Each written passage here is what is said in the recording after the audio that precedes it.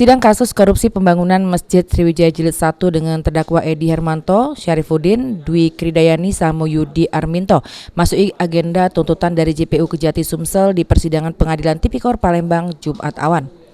Juru tuntutannya JPU nyato amen 4 terdakwa dinyato ke bersalah melanggar pasal 2 ayat 1 Undang-Undang RI nomor 20 tahun 2001 tentang Tipikor junto pasal 55 ayat 1 ke 1 KUHP junto pasal 64 ayat 1 KUHP.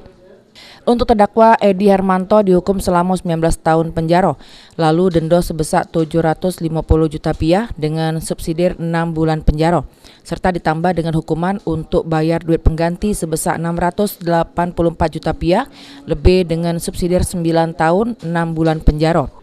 Terdakwa Syarifuddin dihukum selama 19 tahun penjara, denda sebesar 750 juta rupiah dengan subsidiar 6 bulan penjara, serta ditambah dengan hukuman bayar duit pengganti sebesar 1 miliar 30 juta rupiah, lebih dengan subsidiar 9 tahun 6 bulan penjara.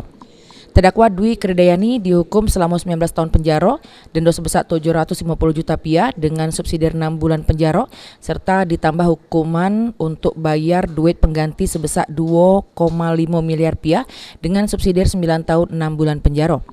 Terdakwa Yudi Arminto dihukum selama 19 tahun penjara, denda sebesar 750 juta rupiah dengan subsidiar 6 bulan penjara, lalu ditambah hukuman bayar duit pengganti sebesar 22,4 miliar rupiah dengan subsidiar 9 tahun 6 bulan penjara.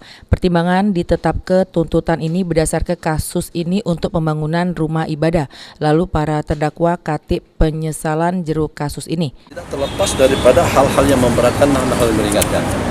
Kita lihat tadi tuntutan penuntut umum tentang hal-hal yang memberatkan, diantaranya artinya pembangunan tersebut kepada rumah ibadah.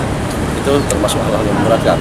Dan kedua, menurut penuntut umum yang bersangkutan tidak menyesali perbuatan, hingga sangat berpengaruh sekali tentang tuntutan pidana tersebut. Itu yang kami kira hal-hal yang memberatkan dari penuntut umum. Selanjutnya, habis tuntutan ini, persidangan yang dipimpin Majelis Hakim Sahlan Effendi nunda persidangan lagi karena untuk ke agenda pembelaan di sidang berikutnya. Sri Febriandi, PAL TV.